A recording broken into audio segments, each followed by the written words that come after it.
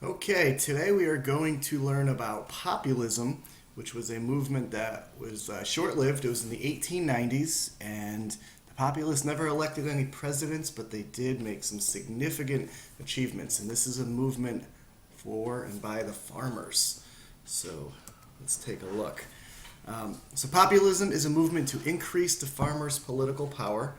We've talked about how people in the cities have struggled considerably in the second half of the 1800s, and now we're going to talk about the farmers who were struggling just as much as the people working in the factories.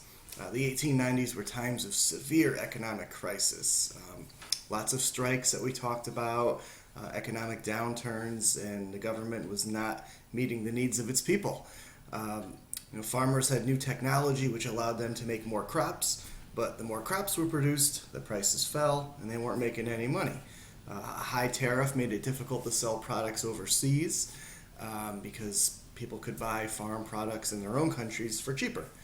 And farmers felt victimized by banks and railroads. As we talked about with the monopolies, they were also affecting the farmers out west as well. So in this political cartoon, we see again a monopoly in the form of an octopus, and the farmers and their animals are being taken hold by the monopolist.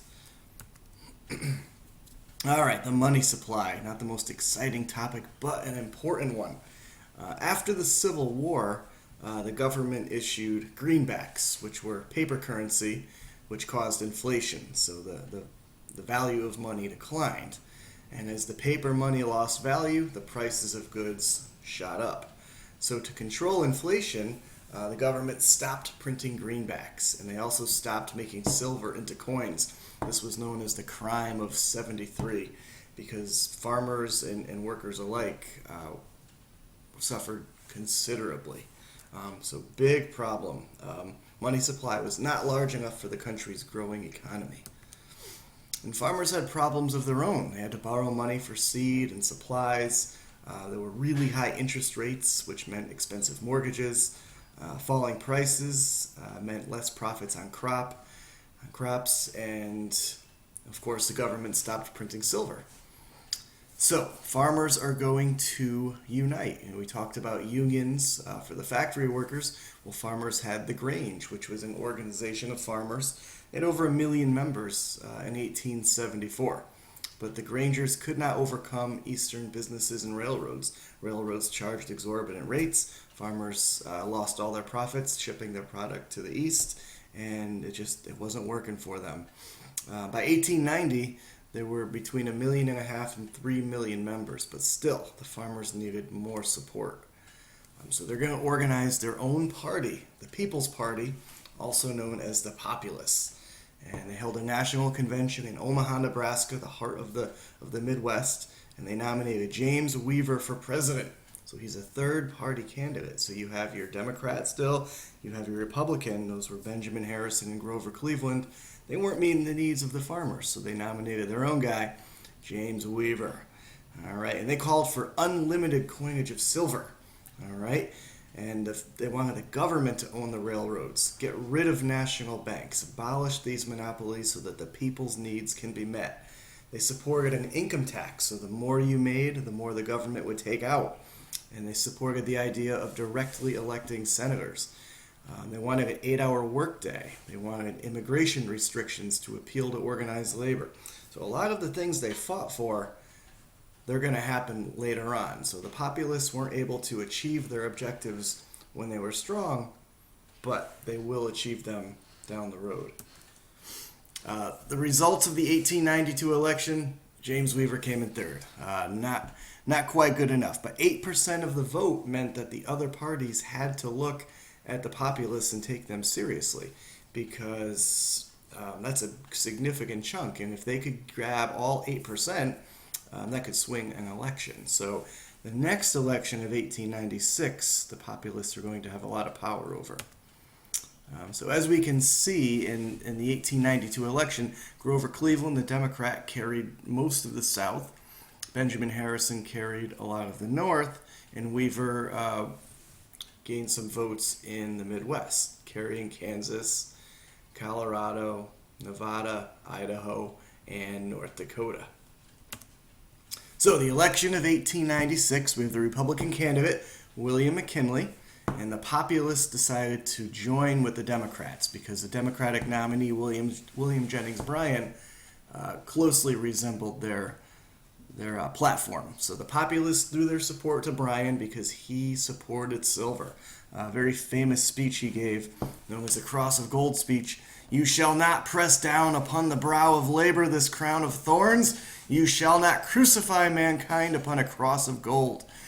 Jennings Bryan was the youngest presidential candidate in history, 36 years old, but he's going to lose. Not only will he lose in 1896, he's going to be a three-time loser for the presidency, 1896, 1900, and 1908. But his legacy holds strong because he was influential to many Democrats down the road. So Bryan carried the South and the West. McKinley won the election by winning the northeastern industrial areas. A lot more people lived in the Northeast than the South and the West. So McKinley won pretty handily. As you can see, Bryan carried the South and the West, which was more states, but more people lived in the North, and that was enough for the win. Many people have heard about the Wizard of Oz, very famous book from 1930, or movie from 1939, and there was a book that was published in 1900 by Frank Baum. And a lot of people don't know that the Wizard of Oz, the characters in it, they are influenced by the populist movement. For example, the yellow brick road symbolizes gold. The government supported gold and not silver. In the book, Dorothy's slippers are silver, so you have the whole issue of silver versus gold. However, in the movie, Dorothy has ruby red slippers, which I also own a pair of those myself. Thank you very much. Dorothy herself would represent the American people, the everyman. She's kind-hearted and a little naive and a good person generally. They want to make their way to the Emerald City, which would represent Washington, D.C. Oz himself would be President McKinley, who supported the rich, the bankers, the industrialists. The Scarecrow, if you know the story well, the Scarecrow would be represented by the farmers. And in the movie, the Scarecrow's searching for a brain, if I only had a brain. But in actuality, in the movie, the Scarecrow was pretty wise and smart when he represented the farmers. The Tin Man represented the industrial workers. If you're working in a factory, kind of like a robot, doing the same thing over and over again. And the Cowardly Lion was a reference to William Jennings Bryan, who, Cowardly Lion has this strong roar, but not much bite, and he's actually scared. So William Jennings Bryan was a great speaker, a great orator, but he didn't win. He lost the election 3 times. There's other references too. The flying monkeys are symbolic of the Native Americans. We once were a free people, and now they've been enslaved. The tornado itself could be a metaphor for political revolution. This tornado brings about great change, and then the results of it, you're in this beautiful, beautiful land. And Toto, the little dog.